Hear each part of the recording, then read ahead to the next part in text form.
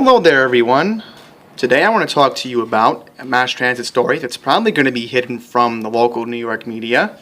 And that is very good news that I have been waiting for a long time regarding the Herald interlocking testing for positive train control on the Port Washington branch. Finally, the project is complete. Here's the news I got from rtans.com, and I'll put this article in the description. The MTA completed work to upgrade the signal system in Herald Interlocking in Sunnyside, Queens, which the company said will benefit Long Island Railroad customers in the long run. MTA said the work clears the way for the start of the final East Side Access construction contract to begin work later in 2018. Now, in case you don't know what the East Side project is, the East Side project is going to deliver Long Island Railroad train service to 42nd Street Grand Central Terminal starting in 2022, which I'm personally looking forward to.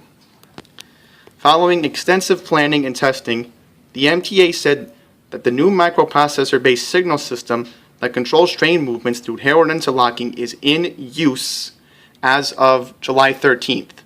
The system is intended to provide LIRR and Amtrak passengers with a more dependable ride through the interlocking, which of course includes positive train control between Woodside and Bayside now on the Port Washington branch.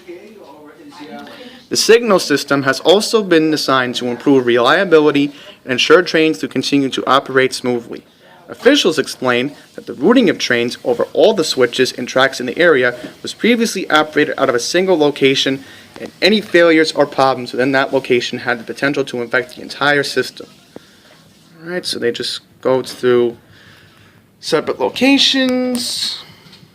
LIRR mainline 4 was also placed in its final position. Exactly. East Side access is to Long Island what the gateway tunnel to New Jersey is. Well, I completely agree. You know, it's about time that, with regards to this work, that I'm going to highlight it again as we scroll up. Let's just make sure. The final construction to, once again, have train service, real Long Island Railroad train service. And this has been talked about for decades. This was talked about even when my grandfather worked in the MTA. They were talking about how they wanted service at 42nd Street Grand Central.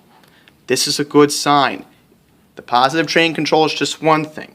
But if we can finally have that Dream 8-track project to be opened in 2022, according to the MTA, it's a good future. I really think this is.